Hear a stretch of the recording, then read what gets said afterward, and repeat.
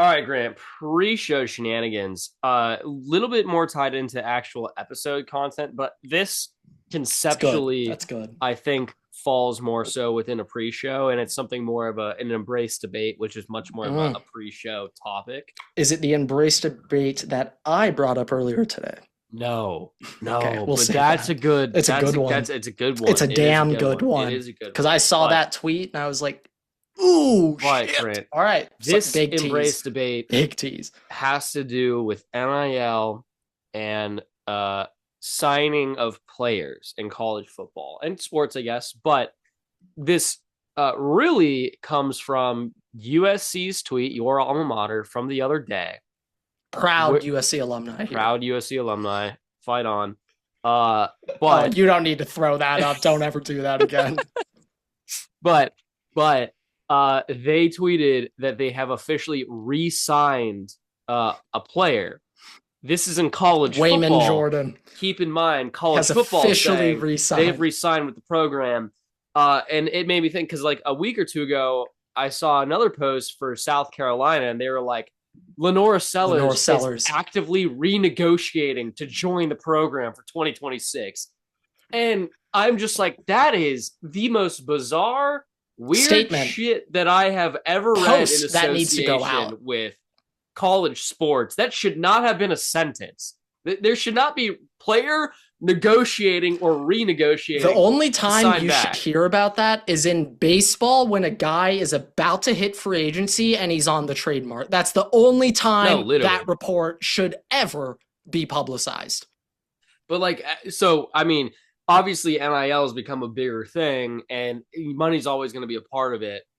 But I mean, I feel like we're on the same page here. I don't want to see that. I know it's what's happening. But one, it shouldn't be. And two, I don't want to see those words associated with college no, this is a step in the wrong. This is, I was going to say we took a step forward, but we took a step forward with NIL being legal. And okay, that is a step forward. Took two big steps back though now with everything, the transfer portal, all of these contracts, not transfer, free agency.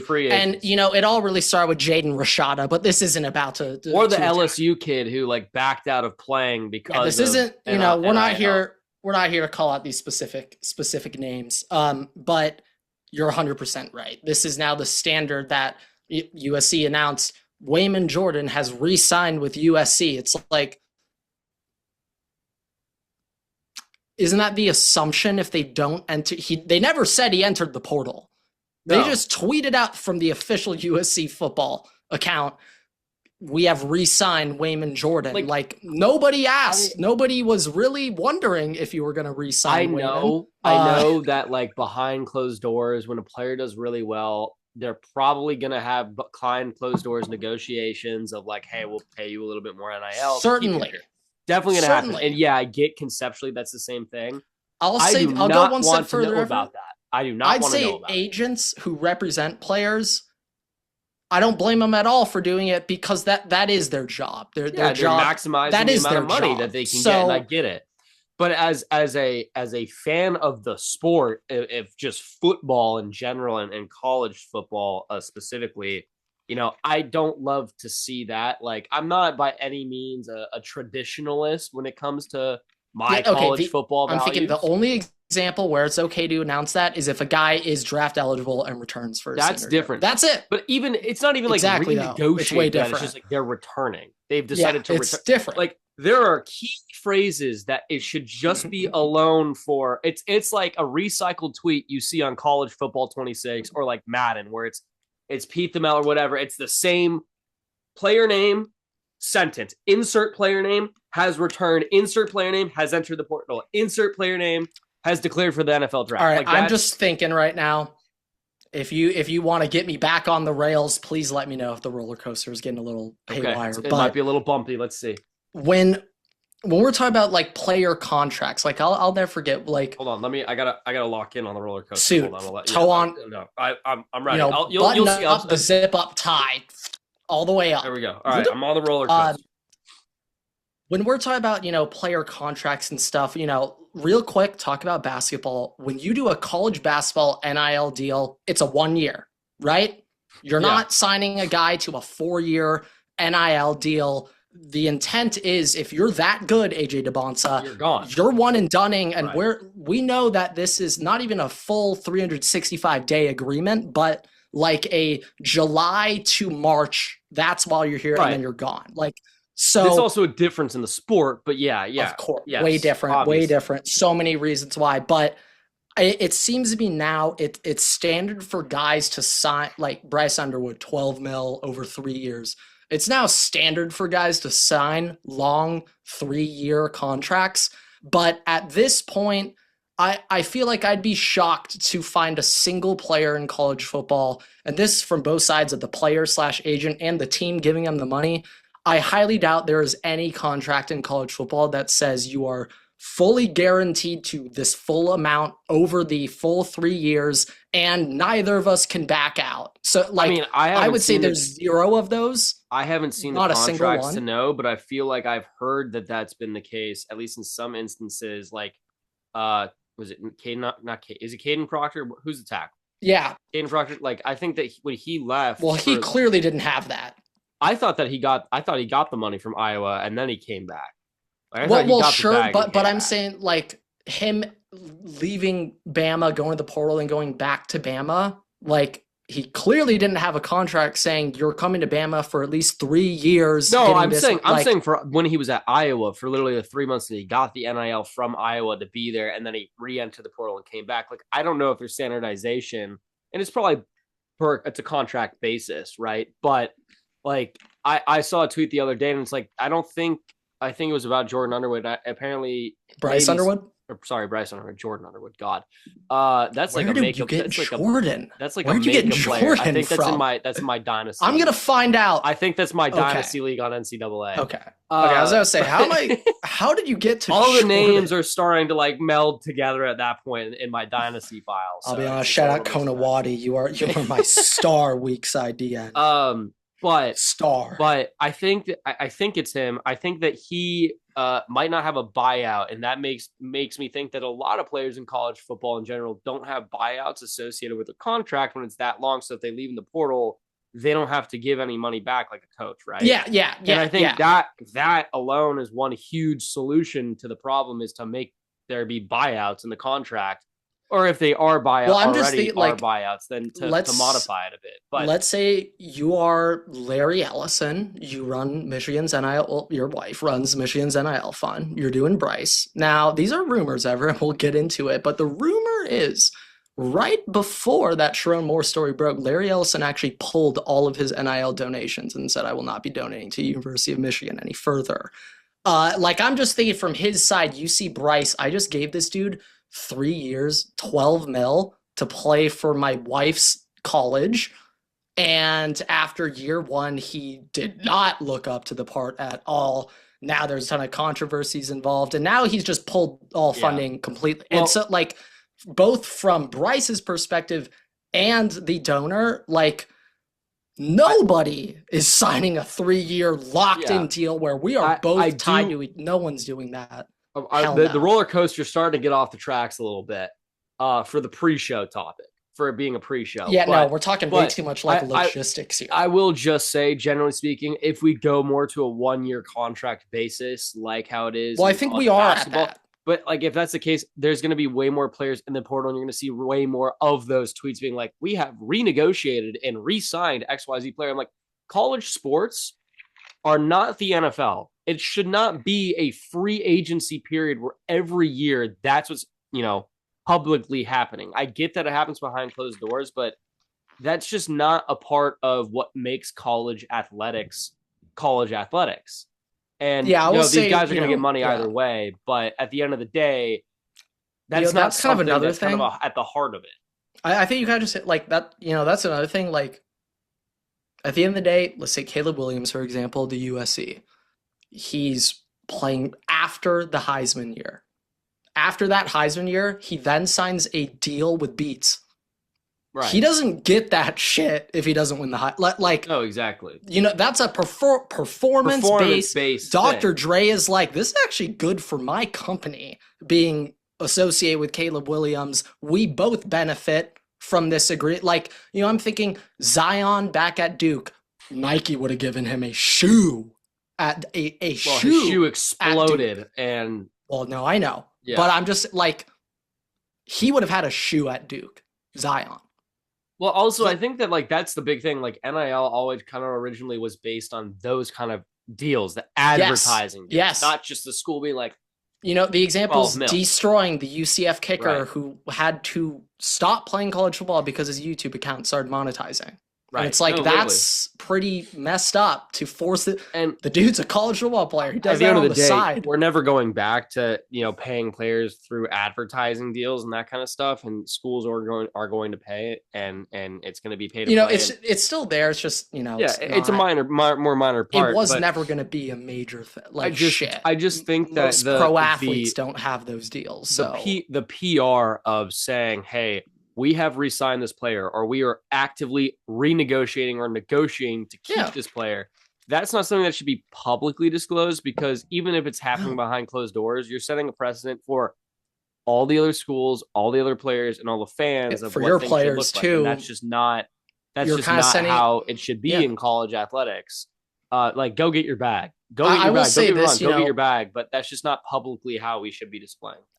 One thing I'll say, and I remember one of our guests that we had on from Tulane, I remember asked them about, like, locker room concerns with, a guy getting NIL or maybe like renegotiating. Like, for the most part, all the guys we asked are like, I don't have a problem. Like, hey, go get your money, dude. Like this is solely not inter-player teammate, drama. Like, anytime one of their teammates gets upped on NIL, that's a win for all of them. This is solely not an issue with paying players at all. Get your bag. It is solely the PR from the school's perspective of being like, hey, we have re-signed this player, and they're doing it. Like, if you saw the USC picture, it literally looks like one of the free agent signings in the NFL with the background and all this stuff. Like an announcement that he just transferred to SC. Like, we're not, it just takes away from the bit of college football. From Lincoln Riley's perspective, it's like re-signing, keeping Wayman Jordan, that may be like priority number 3 on his offseason wish list. And it could be, probably should. But we don't need to be posting that. The only thing that I would say it's fine is if for some reason his agent requests, like Wayman's side requested that be put. I will say this much. I'd be like, okay. If we get to a point, because of the PR kind of post where USC's being like, hey, we've re-signed, or Pete Thamel's being like, South Carolina's negotiating to keep Lenore sellers, whatever, we get to a point because of those kind of points that the Water Boys come out with a college football offseason wish list. College football's dead. Yeah, no. If we ever have a college football offseason wish list that is similar views to the NFL, we're gonna have to do. We have to like step built in, and we have to take action. Caps and stuff. Like, we have a problem. But all right. Yeah, no. The worst part is, actually, we may be able to shut this shit down by in those offseason wish lists when we sit here realizing there is no salary cap. We could, for every single team, just put the best player available, because they technically all could. Yeah, no, they could. I mean, the Miami offseason wish list, boy, would that be fun. Them and A&M are all the way up there with the money. The Texas Tech offseason wish list, Everett. Spooky. Well, no Dylan Raiola. Spooky if you're a rival fan. The easiest wish list we'll ever create in our lives. No. Because there's no limits. Yeah, that'll be a really long We could do that one in 10 minutes. Yeah. All right.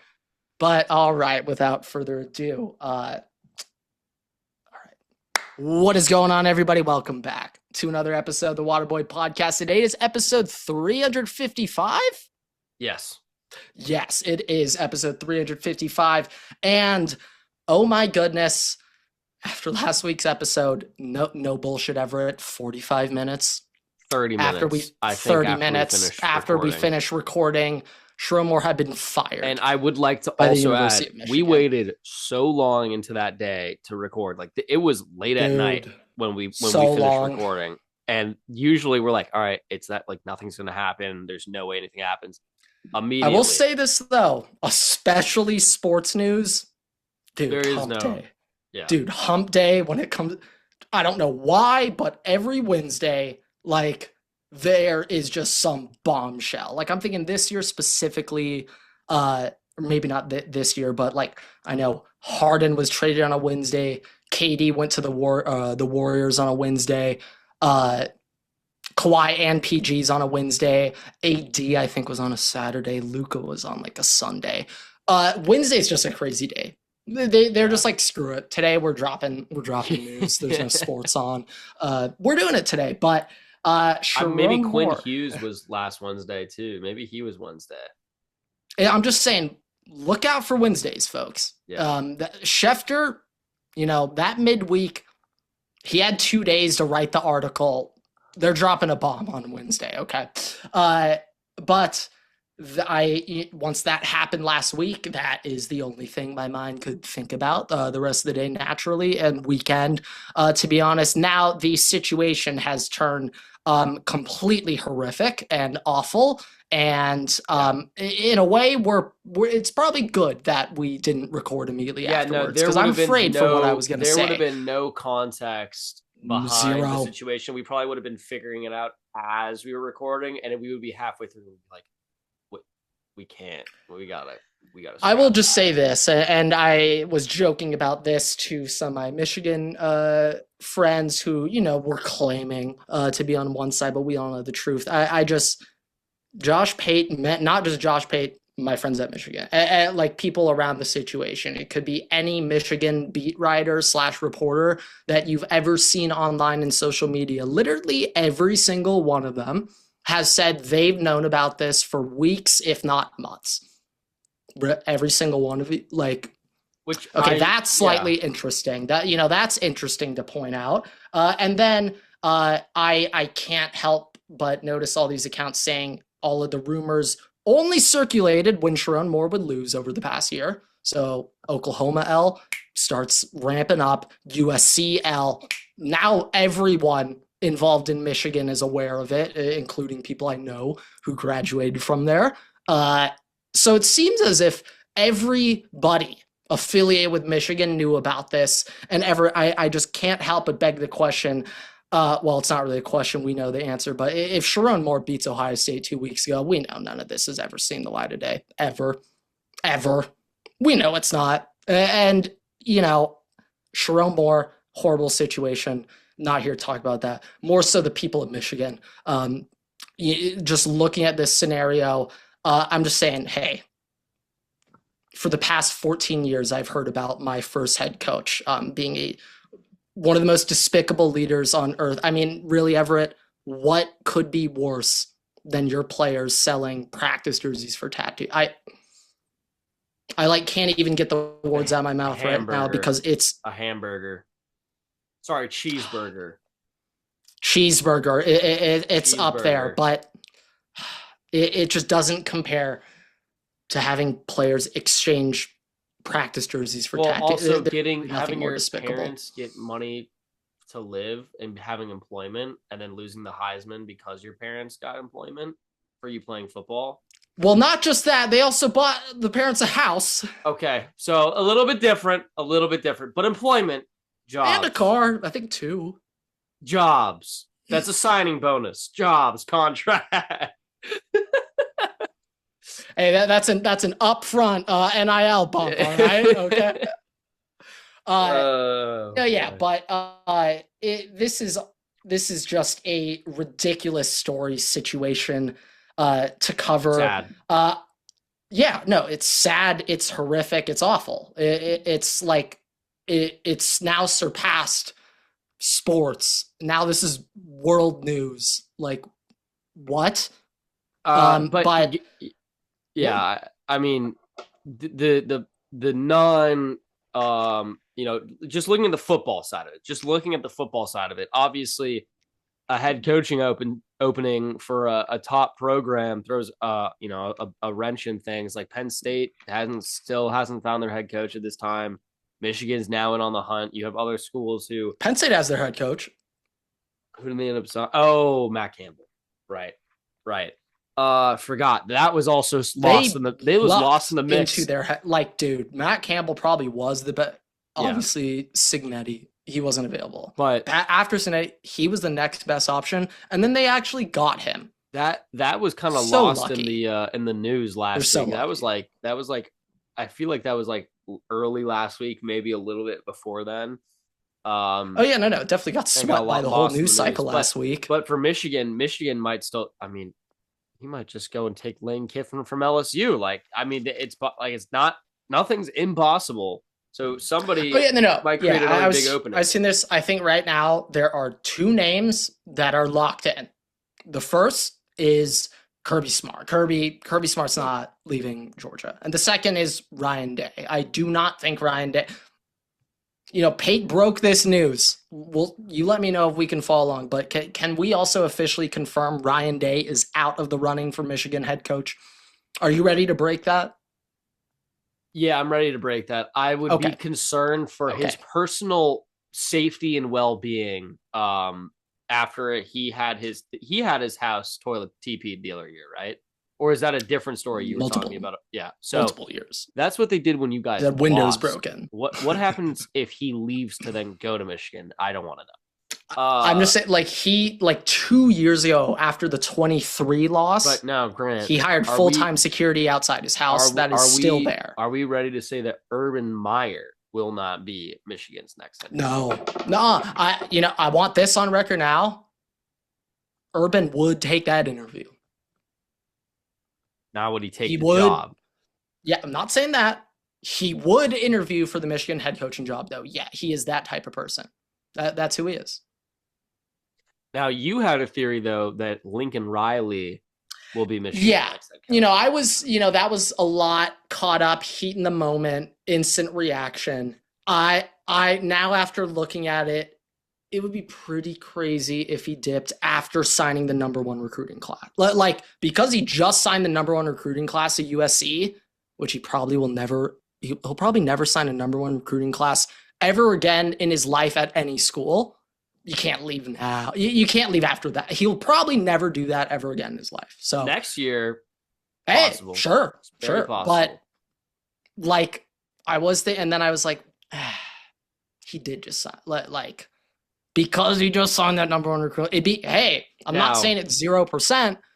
I just think it'd be wow, that's... If you want just the culture, I don't really know how culture setting this would really be, and it might not be great in the moment. There's many names you could say right here. I was going to say the Biff, Grant. Biff Poggi. Oh, in Biff, I trust. I think Biff's a perfect guy. He's a Michigan man through and through, and a true Michigan man. Like Michigan men, they talk the talk, don't walk the walk. Biff sprints the sprint, okay? Biff is legit. He is real. Anything that guy says, he's authentic. He can't lie. It's somewhat like QJ, forgot how to drop it. Biff forgot how to lie. All right. All those hedge fund manager years, those are in the past. He's honest Biff. That's what they call him. Honest Biff. And with a guy like that, who even cares about the results when you could be that proud of the men representing your team, Yeah. I don't know. It'll be interesting to see who Michigan ends up getting because now there's a whole... The heavy rumors over the weekend was Jedd Fisch. The Washington fans are being like, oh, God, it's happening. Jedd Fisch, former Michigan assistant. Hey, you could say Fisch is a Michigan man, and I mean that in the worst way possible, coach under Harbaugh. So, in terms of that, they got their guy. He's exactly what the Michigan administration is looking for.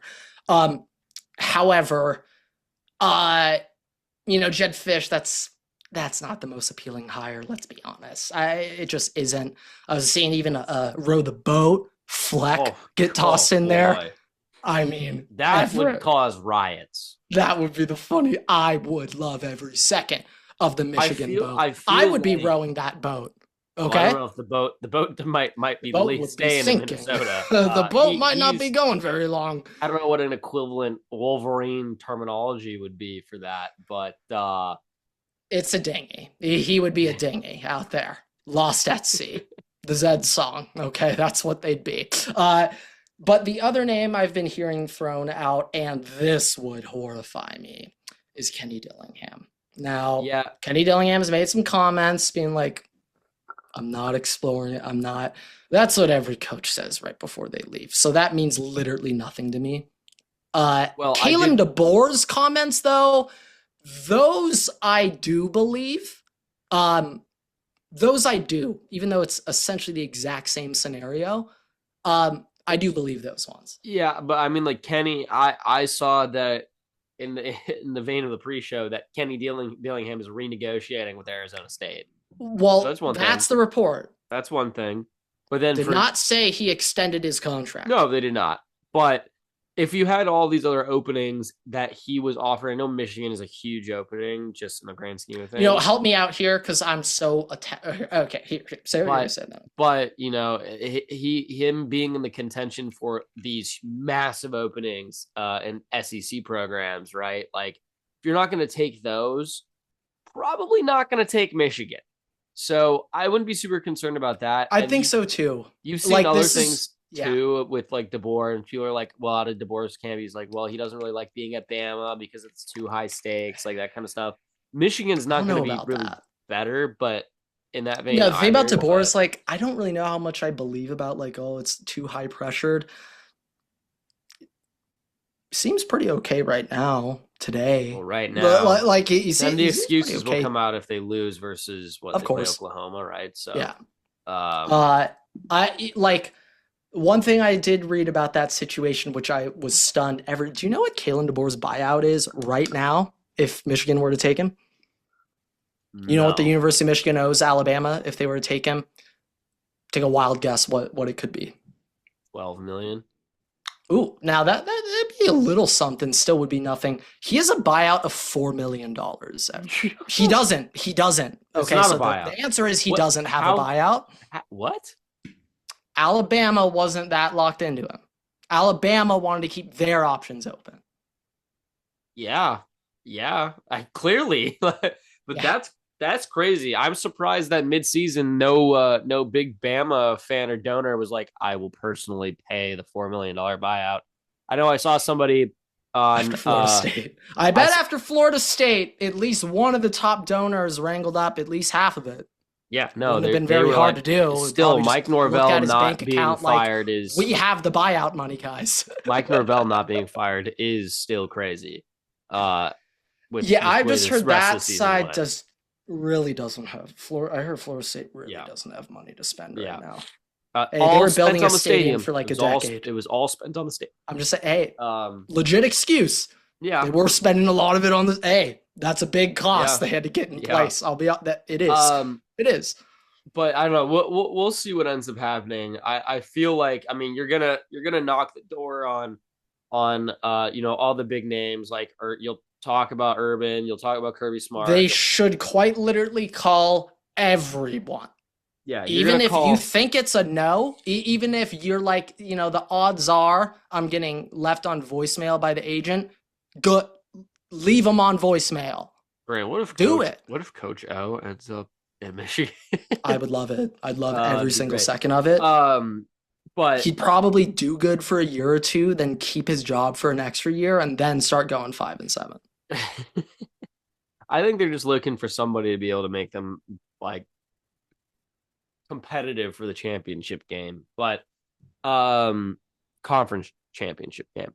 But let's talk about. While we're on college football, obviously there's some stuff in the NFL to talk about too. But let's talk about all of these quarterbacks specifically that have entered the transfer portal within the last couple of days. Like, we had a quarterback Armageddon in the transfer portal yesterday, I think it was, or 2 days ago now, when you're all listening to this on Tuesday. Yeah.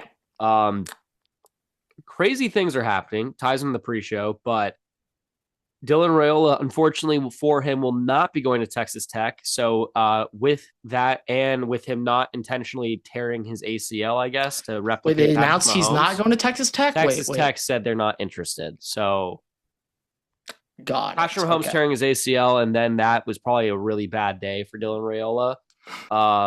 either he realized he won't be able to fully replicate Mahomes, or he realized that, and now he has in to go tear order his to. ACL. So not great.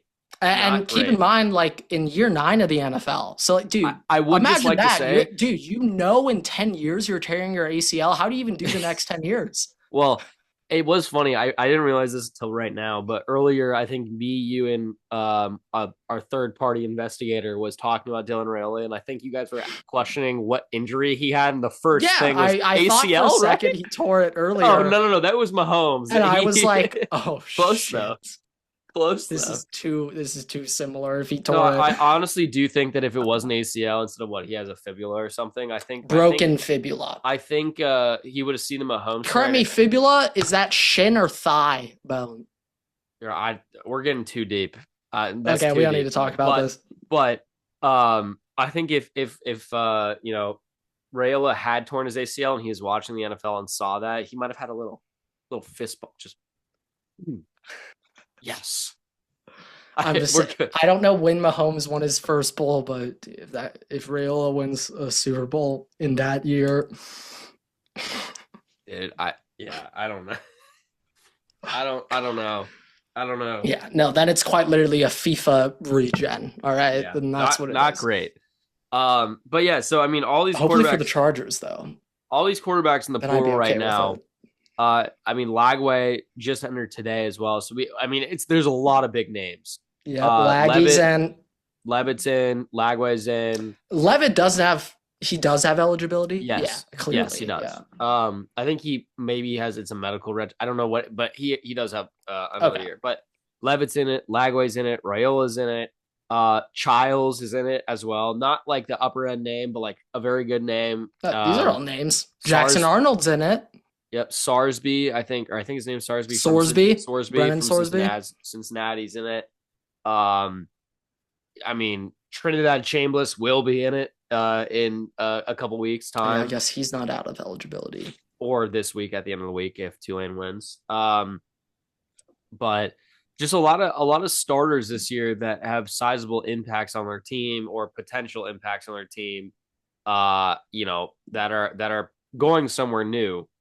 Which is just going to be an interesting situation for the future, I think, of college football, and also just for the way that next season works and where everybody. Yeah, I was just thinking. I think a lot of teams will be looking for a quarterback next year, or at least would be okay, looking at portal guys, and so.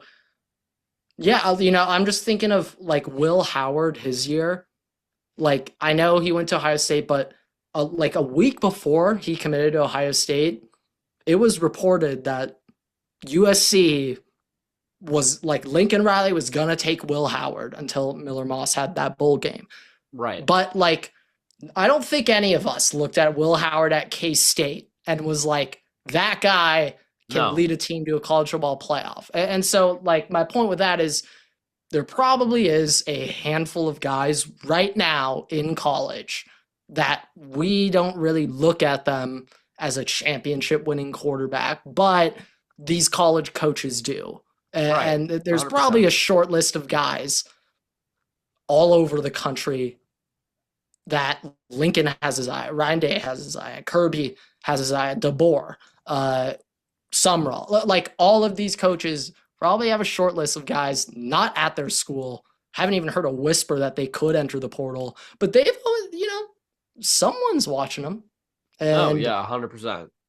Like I think though it's pretty fun. Like one fun thing about college football is seeing new faces in new places, and that's one positive of the portal.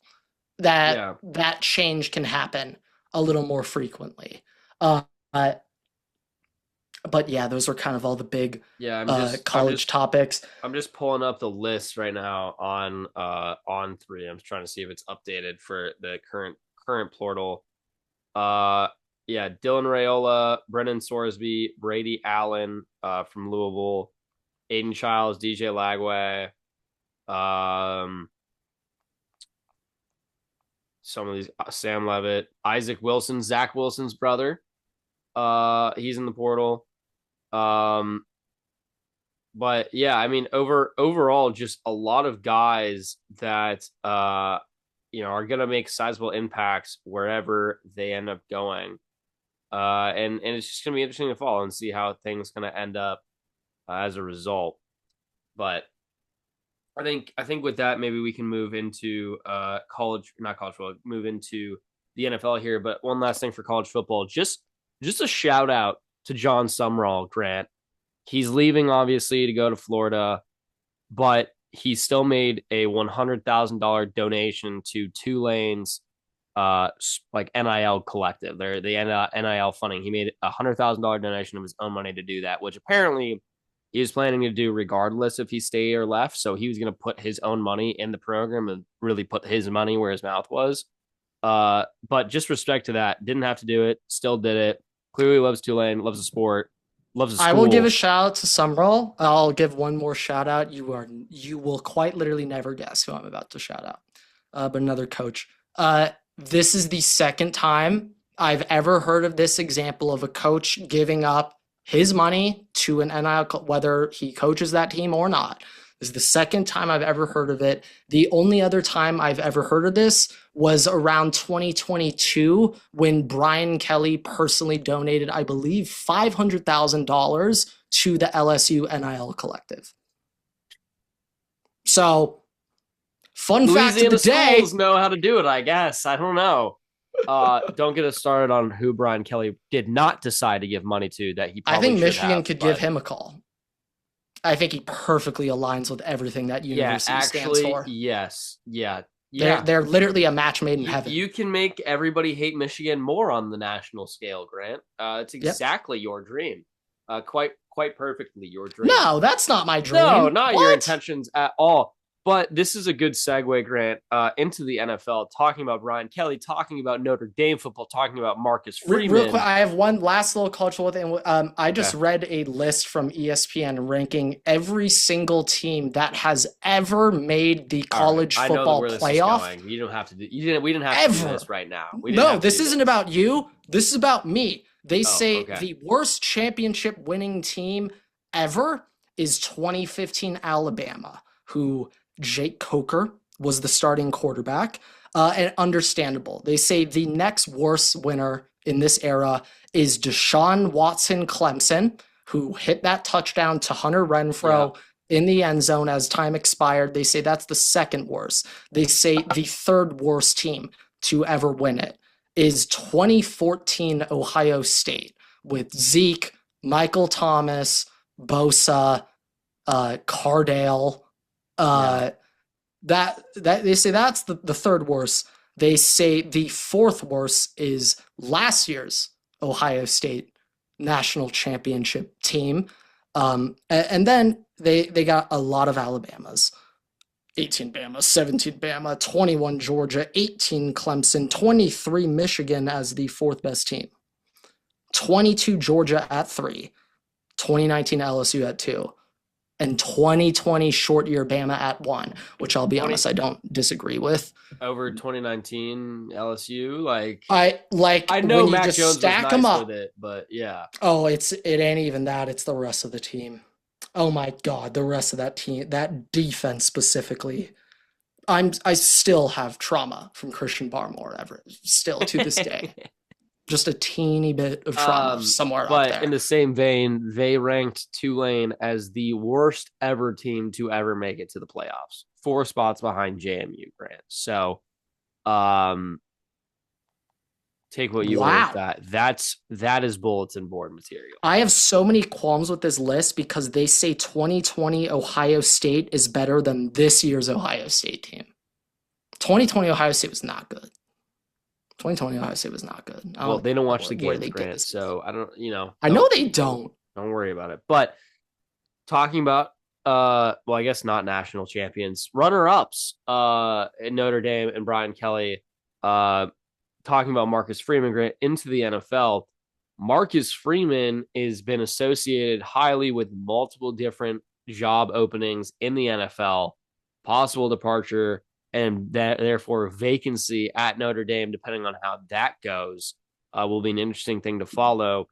But Grant, honestly, story of the week. Different directions this could go. Phillip Rivers, the Chiefs. Okay. Okay, this one hits close to home, of course, but the Phillip Rivers situation, oh my God. I can't stop rewatching. I was watching it just solely to I can't stop rewatching his first touchdown, his passing touchdown to Josh Downs.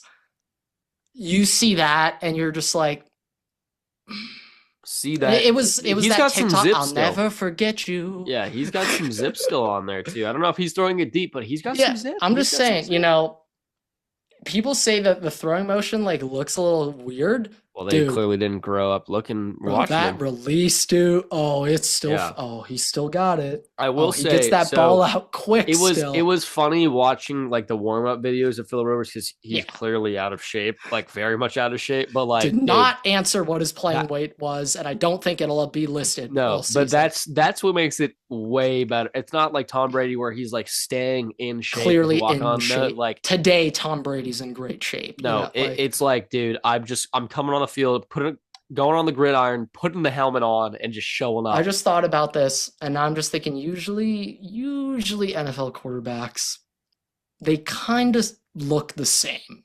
They don't really put on crazy weight. It's not like a lineman who cuts 100 usually they pounds. just go from being kind of fit. It's not like a skill guy who gains 80 pounds after they retire. They go from being pretty fit and athletic to having a dad bod. That's usually the track. Yeah. But Phillip Rivers, on the other hand, that's surpassed. That's the retirement bod. Phillip had a dad bod that last year with Indy. But not he like already this. had it. Not like this. That was grandpa bod. But he is a grandpa. He's one of two grandparents to ever throw a touchdown pass in the NFL. There's one other. One other grandfather. Well known. Yeah. Okay. Grandfather. Can you? Has he played? Did he play in the last 30 NFC years? North? Yes, NFC North. Favre? Yep. Only other grandfather to throw a touchdown pass, but with the Vikings. With the Vikings, yeah. Yes. But it's no. Year 4 in Green Bay. what I will say, Grant, and honestly, I saw this after the fact, and I know for Phillip Rivers, I doubt this was the first thing that came to his mind, but it is kind of ingenious in a way. He was about to run out of his NFL provided insurance plan for him and his family and his kids.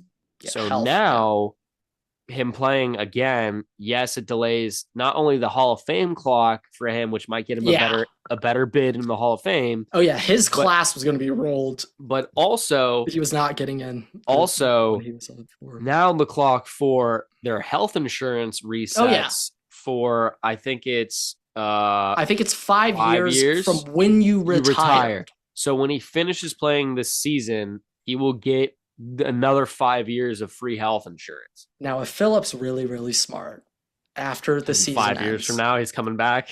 No, can we pencil that one in? If he's really smart after when it ends, he will tell all the teams, "I am retiring. Do not sign me." But I'm not retiring until week 1 of the NFL season. So that's when my 5 years start. I don't know in that detail where it is, but let's just assume it's from the day you sign your retirement papers to the NFL. Right.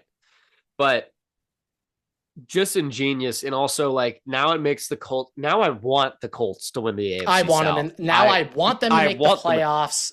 Now I'm riding. Okay. Yeah. Now it's let's get him his last little. Let's get him that ring, Grant. Let's get him the ring. I was asked this. Someone's like, would you be mad if Phillip Rivers won the Super Bowl with the Colts? Yeah, I would be. No, yes, I would be you cannot be serious. But that story though. But I can't argue that Grant, in your heart, crying his eyes out if that happened. Crying his eyes out if that in a good way. I honestly, positive way, guys. The fact that his first game, keep in mind, this was like Joe Flacco the other year, where it was there was no time. He stepped in, then played, and that's just one that shows you how the older quarterbacks. That's the football IQ that they have to let them play. But two, I know where I want to take this, but keep going. I just want to commend him. The team that he walked out on the field to play, literally after signing, no practice, not in athletic shape or anything, was the Seahawks, who happened to be a Goliath in the NFL this season. Defense. Offense, we all know. That defense is still really damn good, guys. And he brought that team within a last-second walk-off field goal. Last-second walk-off field goal won it for the Seahawks. Like, he had the Colts. I believe Tubby's on his first 2 drives. I know first drive. He threw a tutty second drive. Yeah. Their second or third drive. But it was second or third drive. But I think he literally went 2 for 2 his first drives back. Touchdowns, both of them. Yeah. I think it was a rushing. Maybe it was a rushing the first one, but he threw a touchdown. It was a rush the first one. Yeah. But yeah, no, I mean, just coming in off the field and everything like that is wild. Yeah. Okay. This is where I want to go with that. You were bringing up like him, as a quarterback in the sense of processing. Yeah. IQ coverages. Now I saw this stealing this from a tweet. Not giving myself credit here. However, I saw this and I hate how true it is, but Phillip Rivers getting signed 7 days ago. So we're recording on Monday, getting signed 6 days before the game. And everybody in the Colts facility, Riley Leonard, the backups, everybody in the situation knew, he's starting. I think the whole world. We all knew. Yeah. And if that's the case, what does that say about the young quarterbacks today? If Phillip Rivers, you saw him physically, he can't throw a 20-yard pass. That is a better option for the Colts than probably 97.5% of all backup quarterbacks in the NFL / free agent quarterbacks. Exactly.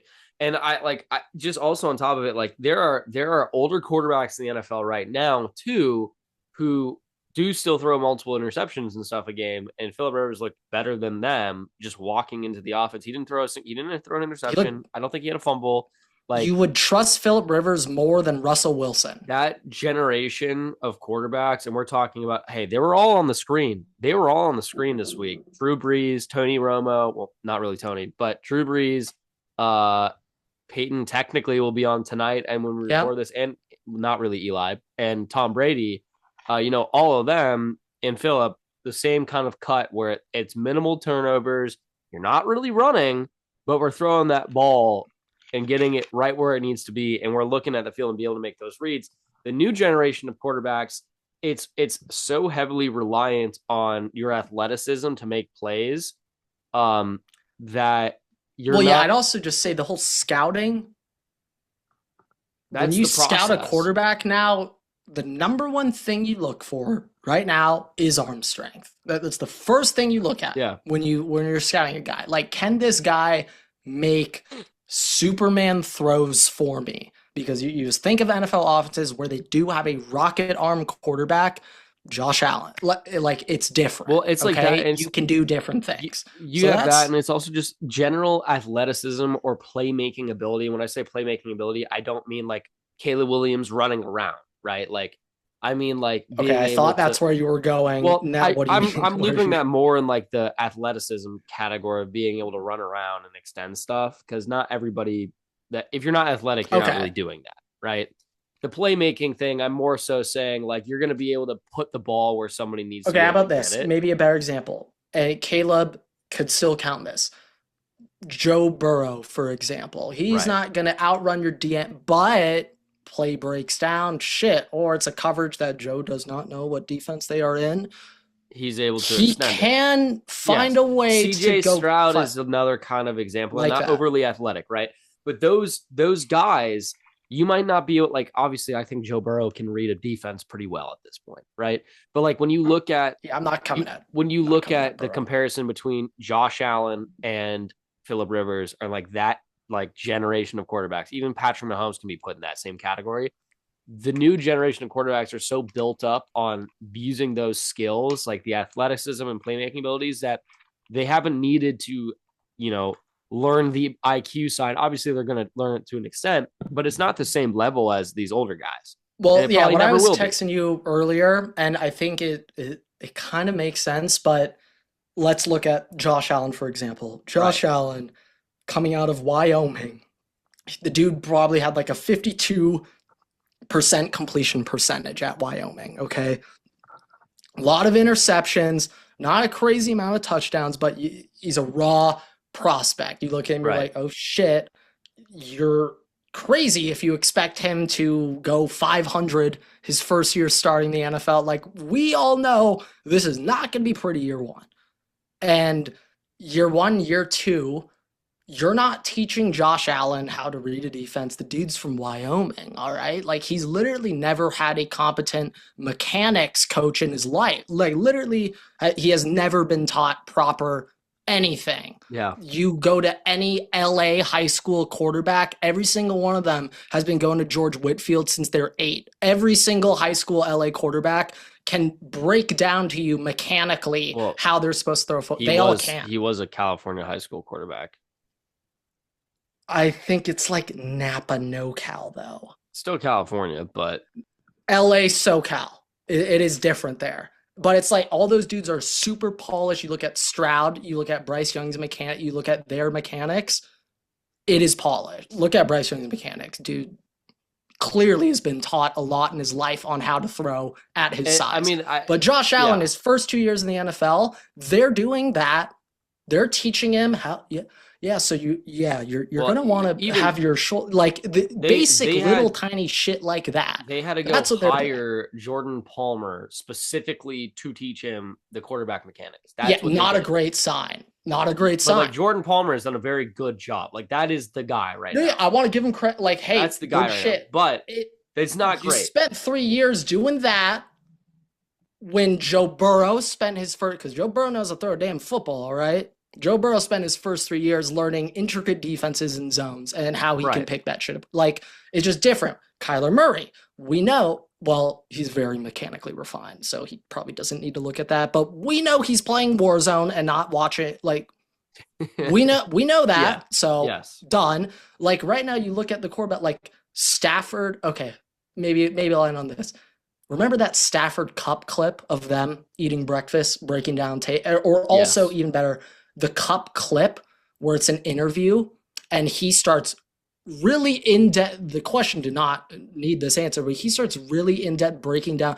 Well, I know they're in a fire zone, so I know like I had a hook underneath, like really in depth what shit. What he can do based on the read. And when like former NFL players are like commenting on that, being like, huh. Wow, now this guy, he just sees the game at a different level. Like Cooper Kupp, this guy just understands it.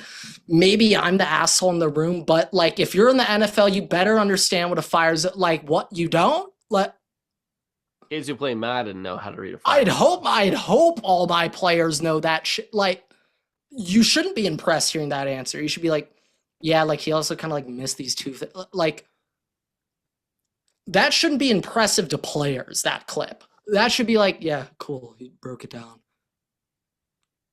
Yeah, I mean, it's also like Stafford, I think, is a part of that generation that we're talking about with Phillip and with Tom and you know whoever else that are very mechanically refined, and like Aaron Rodgers, I think, is an interesting guy, right, in this situation in the generation comparison. When he came into the NFL, he was not mechanically reclined. He held the ball next to his ear.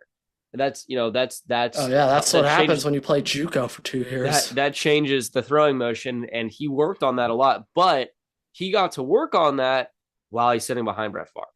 So when he finally got through, and Brett Favre threw a lot of picks. So Rodgers has seen a lot of tape.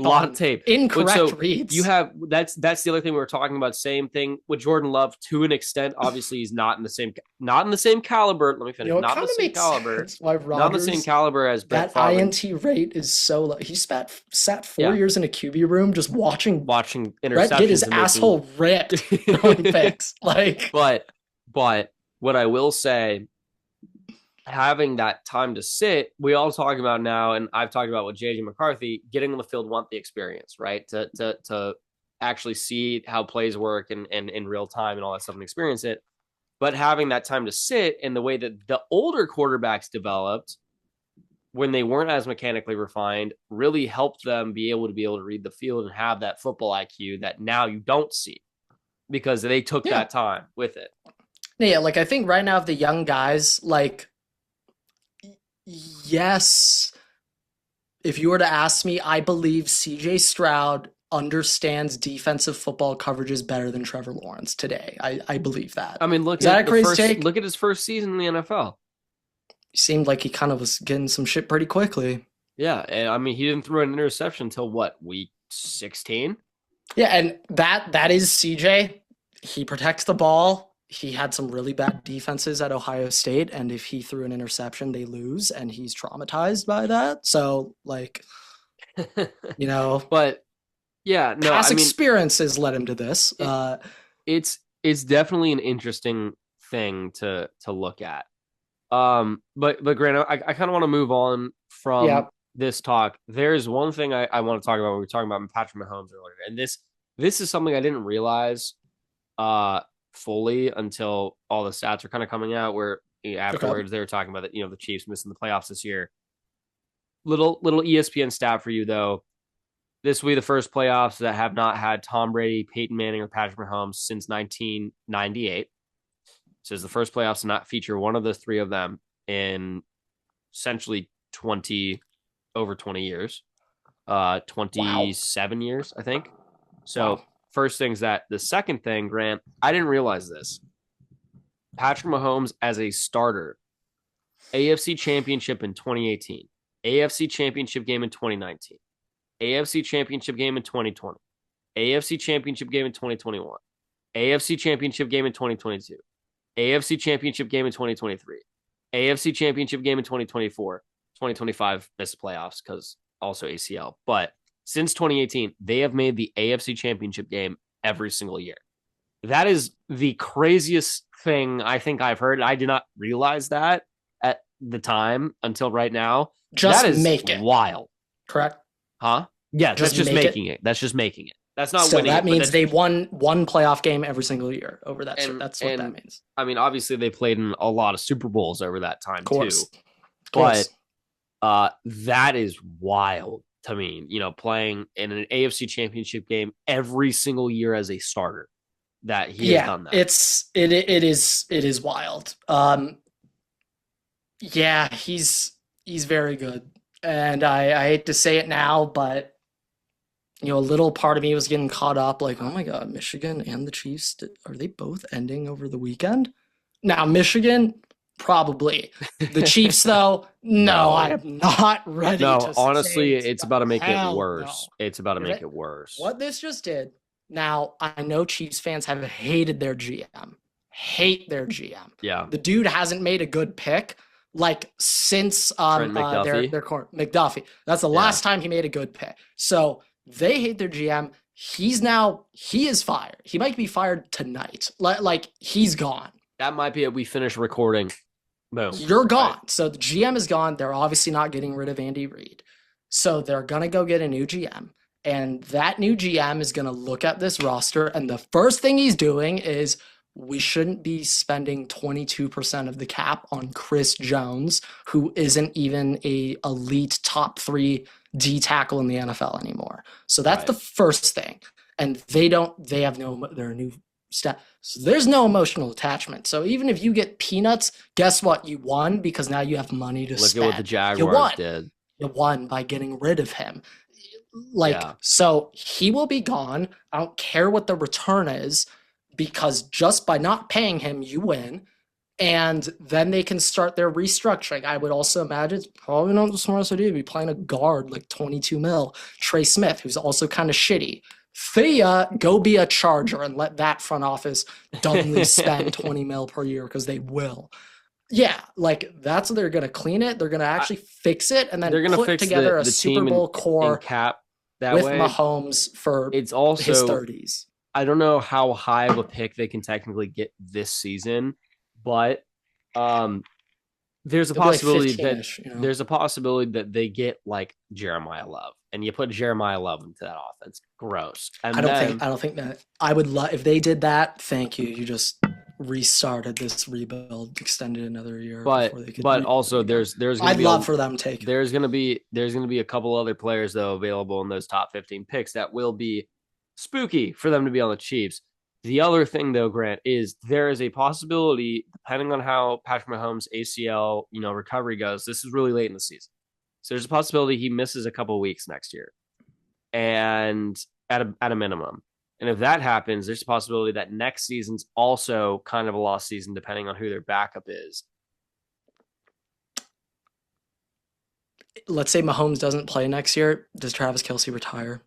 I think he might retire either way. I think they were kind of going. Just had that real light bulb. Yeah. You saw it in real time. Yeah, no. I think that's very possible that he retires either way this year. I do think that Mahomes isn't tracked to play. There's a bigger chance that he retires.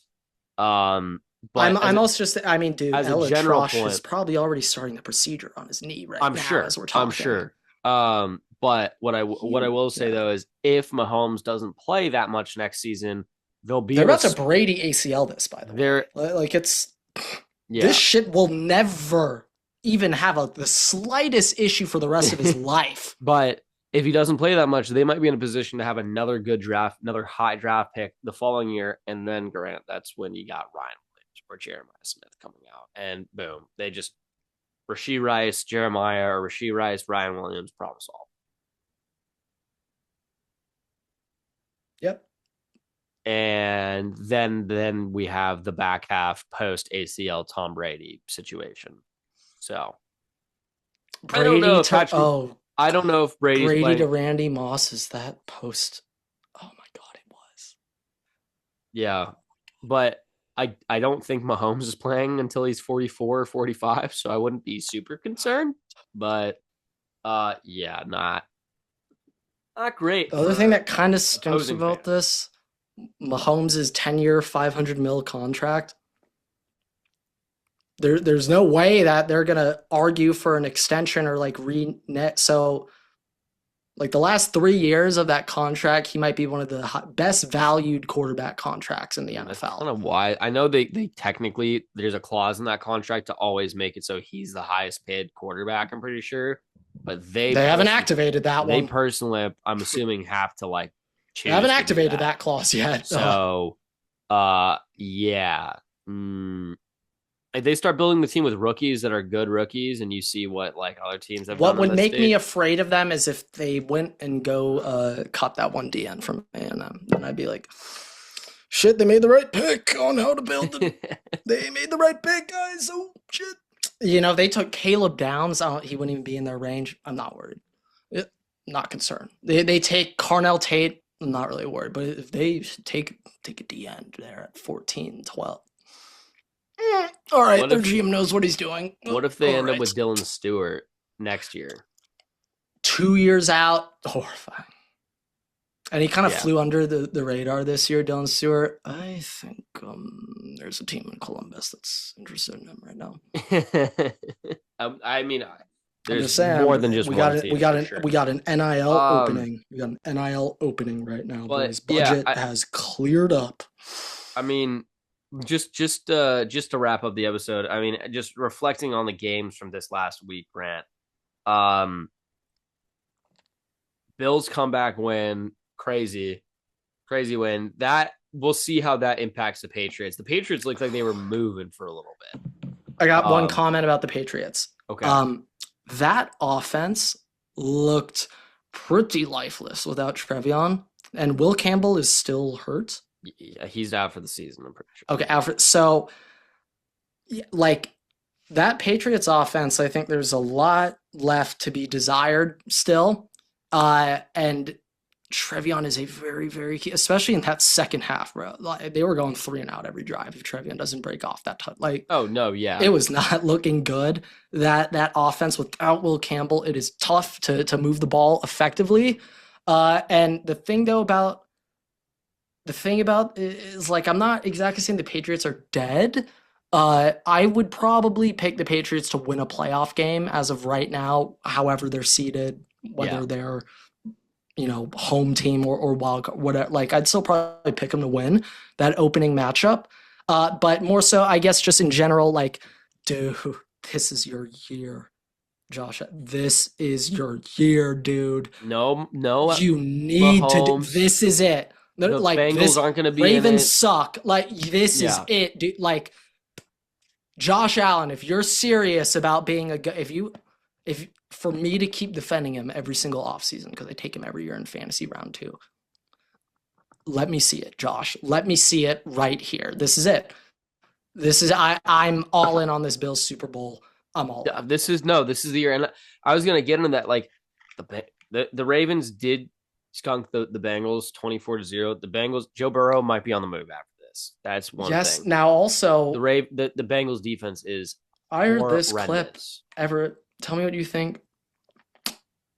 I think John Harbaugh's gone after the year. I heard him and Lamar don't talk.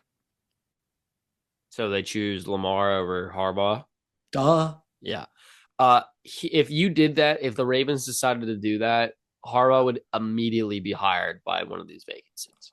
Of course. So I have also heard rumors of Mike Tomlin also being on the move after this year as well. I think people are saying that. We could see a little shift. When they lose the Dolphins tonight, it's going to be on the hot seat. But I think next week, they have like the Bills. They're beating the Bills next week. If Mike Tomlin fails to go 9-8 this year, he somehow breaks the streak and he goes 8-9. Is 9-8 for Mike Tomlin? Is that like, his like Michigan or Ohio State was like, as long as he just keeps going 9-8, they can't fire him. But the second he goes 8-9, now they're like, all right, now you're gone. It's like a professor when they reach tenure. Yeah, no, he's just there. He's just like, yeah, no, I can't really get fired. He's quite literally going through the motions, folks. Yeah, no, literally. But I mean, it'll be interesting with the Bengals being that bad. I think Joe Burrow is a possible trade candidate. I just think this is your year, Bills. No, it fully is. It fully is. And the NFC is way easier to play against this year than it has been in the past. AFC will be hard. Like there's still going to be teams that are going to be hard. The NFC is way easier to play. Oh. AFC, you lucked out with Mahomes being hurt, and you have some inconsistencies. But you're saying the NFC is easier, but the AFC has all these injuries. Like I'm saying the NFC, the team that comes out of the NFC to play in the Super Bowl, likely will be an easier opponent than you would have seen in the past couple of years. If it's the Eagles don't look the same. Compared to NFC guys. Yeah, right. Ooh, Rams though. Rams are the clear favorite right now. No, I agree. Who the number 2 favorite for the Super Bowl is on FanDuel right now? Rams are 1-2 Seahawks. Yeah. Seahawks. Yeah. I mean, look, offensively, they're explosive. They have good defenses, but at the end of the day, like compared to where the Eagles were last year, yeah, I'll take the Rams and I'll take the Seahawks this season over last year's Eagles team. But the general point is that this is the window for them in the AFC, but there's still hard teams in the AFC. Like the Broncos will give you a run for your money. You probably beat the Broncos, but they're going to be hard in the playoffs. Texans will be hard in the playoffs. The thing about Denver, which is tricky, is home field. Like, oh yeah, 100%. Because they'll. Also, the Patriots. I think they're the favorite. Yeah, the Patriots are probably still going to win the AFC East, and that means the Bills are unlikely to have home field advantage, depending on where they end up seed wise. So yeah, I think Bills will still finish over the Chargers for that wild card spot. I think the Chargers have one more win than the Bills today, though. I would imagine Bills get that, but also I think how it checks out, Everett. Guess who the Chargers are likely going to round 1? Jaguars? Houston. Houston's winning that division. Houston's winning the division. I was going to say you can run it back. I think I announced that like week 4 when the Texans were 0-3. I'm like, they're winning this division. So yeah. I mean that defensive line is gonna be a safety hazard for the well-being of. We might need Elatrosh like on standby. He's on the sideline. Like literally, every operating room is like ready to go. Like we are ready to start. It's in the tent. We're ready to start the procedure the second you enter this tent. Yeah. The second we get you in this tent, we are going to work. On that anterior crucial ligament. I mean, just an interesting week overall. The Vikings somehow, like JJ McCarthy, outside of the pick he threw in the first play of the game, like he looked pretty solid. The Falcons upsetting the Bucs was not what I had in the cards for Thursday night. Kyle Pitts having a legacy game, not in the cards for what I thought was going to happen on Thursday night. But outside of that, I feel like everything mostly ended up how we expected it to. Yeah, actually, no, we could do this. Opening round of fantasy. You won your league if you had these guys. Kyle Pitts, you won your league. you probably should have won it if you had Trevion. I happen to go against ETN though, so we didn't win despite Trevion. But ETN, T-Law. Amon-Ra St. Brown had a big game. Amon-Ra went off. McBusiness, Trey McBride was stupid. Yep. Though those are fantasy. I think Chase had like a 20-point game as well. Yeah, like I'm thinking they're like a 30 bomb. Like this dude. Bo Nix had 29. Bo Nix had a really damn good game, and I benched him, and his agent was pissed off at me this morning for doing that. But yeah, we had some big ones, big time winners right there for the week. But yeah, I mean, also the last thing, just the biggest game, honestly, of the week was Rams Detroit. And I know I said offensive fireworks, keyed in on the Rams. I think I downplayed the Lions a little bit, but it's still generally speaking that episode, I think I said I would expect a lot of points. A lot of points were put up. It was a one-score game. A lot of points were scored. One-score game. And this game potentially puts the Lions out of the playoffs with this loss, depending on how the rest of the season goes. And Grant, there's a possibility that the Vikings eliminate the Lions from the playoffs when they play them on Christmas Day. And what a Christmas present would that be? I would be over the moon to join you in bringing a horrible Christmas to the state of Michigan. I would. And if the guy who does it to them is JJ McCarthy, I don't know how they would they be happy? Would they be sad? It would make me even happier. It's like you have no idea how to read the Michigan Detroit fans. They have no idea how to. They don't know what to say. Yeah, they're like, yeah, no, it's a little bit of a brain freeze. But the thing is, though, I'm rooting for that now. It was a really good game, and since Dan Campbell's taken over play calling for Detroit, they rank like top 3 in everything in offensive metrics, which is crazy because I didn't expect that to be the case, but it has been. But Jahmyr Gibbs has gone literally 0 touchdowns, 3 touchdowns, 0 touchdowns, 3 touchdowns. It's on and off. Like literally, it's been on. He takes a week off, and he's back on. If you have Jahmyr Gibbs in the next week in the playoffs, you're winning. This week that just happened was his off, correct? Yeah, yes. So this next week is on. Yeah, if you survive that opening round, boys. Next week, but championship round, you guys are screwed. Benched. Shit. Benched. Oh shit, Everett. What do we do? It's tough. Yeah. Well, I have running backs to spare. I'm okay. But yeah, no, that is a rough situation. Also, didn't even talk about this. Micah Parsons tore his ACL as well. Well, yeah, no, I also want to he tore his shit. I will officially announce it. Packers have been eliminated from the Super Bowl. I will say it. Yeah, no, I mean, if you don't have Micah, then no, you're not a threat. You're not beating the Rams. I think that he's been the biggest part of that defense because clearly their secondary hasn't, they haven't improved that much. They don't have the big names on the secondary, and when you're having a pressure rate so fast, the secondary doesn't matter. But having Micah on the field means Rashawn Gary's one-on-one. Now he's getting double teamed, Everett. Yeah. And now the other guy getting left one-on-one. We all know he ain't even sniffing the quarterback. I think that's Van Ness. I think that's not even sniffing the quarterback, the opposite DN to Gary now. And they traded away the inside.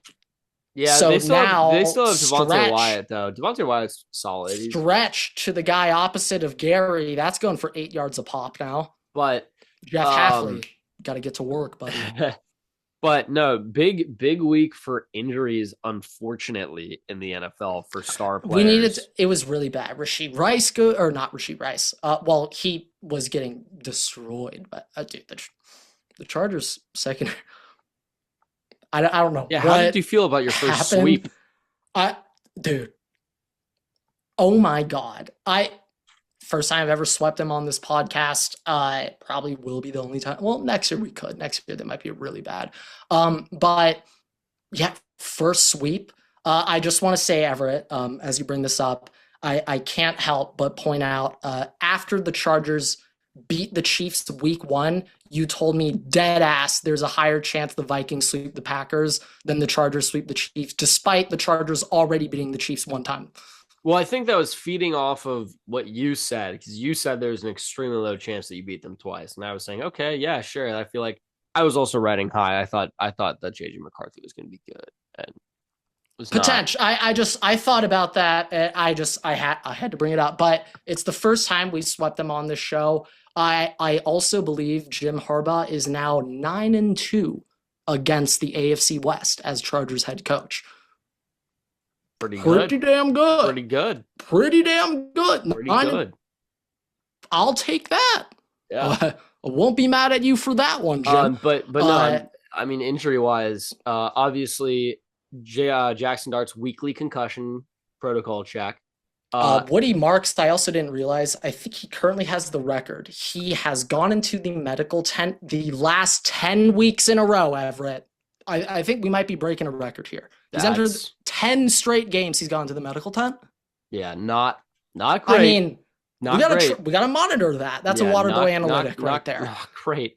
But just overall in the NFL, a lot of injuries, and then offensive inefficiency, unfortunately, for Justin Jefferson. Not going to be a great season for him.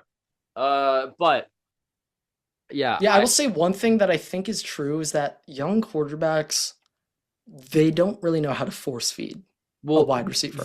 But I also think it's more so Justin Jefferson missed all of training camp and OTAs and that kind of stuff. And obviously, like Jordan Addison and JJ McCarthy had a pretty strong connection in the preseason and in training camp. And then he got suspended. And because Justin Jefferson came back, yeah, it's Justin Jefferson, but JJ was more on the same page with Jordan Addison and Jalen Nailor. And if you look at Jalen Nailor, he's flown on the radar. Yeah, bro. It looks like JJ and Nailor are best friends, dude. Yeah, what the hell? That's the thing. He's flown on the radar this year in the national scale, but like JJ feeds the absolute. Dude, he does what he should be doing to Justin Jefferson with Jalen Nailor. That's the whole thing. It's like. And Nailor's going to get a bag because of it. I read every week Vikings touchdown, JJ McCarthy pass complete time. Like, please be Justin Jefferson, please be J. Nailor every single time. Yeah. Or that tight end. Shit. What's your tight end's name? Which one? I've seen it so. You're talking just about say both of them. I can tell you which one it is. You just got to tell. Not him. And Isaiah Oliver. Isaiah Oliver. Oliver. JJ McCarthy touchdown. Oliver. I'm like, Who the hell are these guys? Justin Jefferson's on the field, Joseph James. Come on. Yeah, also doesn't help. Justin Jefferson, I don't know if you watched the game versus the Cowboys, but he had a ball that was like literally in his hands. Drops it.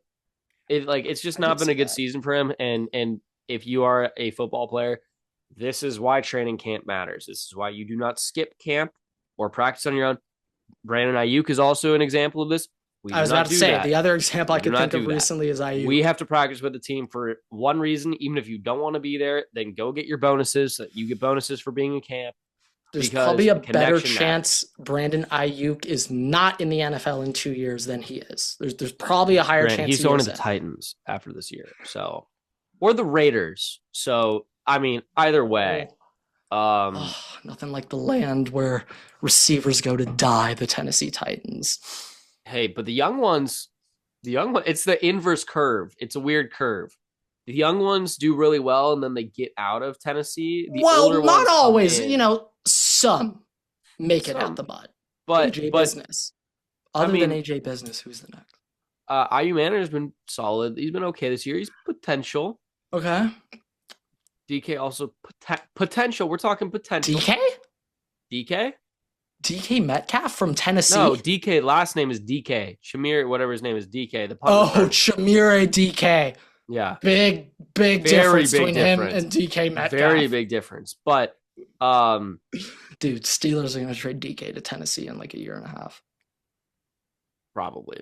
But, yeah, I mean... We'll see. We'll see what happens. But I think JSN on the Titans in 2033. Oh, God, it's gonna break my heart. I think with that we'll probably 600 yards a year. Oh, it's gonna hurt. We'll probably wrap up here. So with that, thank you guys so much for watching, listening, rating 5 stars. You can find us on Spotify, TikTok, YouTube, Twitter, and on Instagram at Waterboy Pod. You can follow me on Twitter at every6.waterboy. Grant, we post new episodes every week on YouTube and all podcast platforms. Make sure to subscribe. Turn notifications to miss a single episode. We also post exclusive content on Instagram and on TikTok as well. So make sure to check us out there. So miss anything else. And with that, we'll see you guys in the next episode. What was that?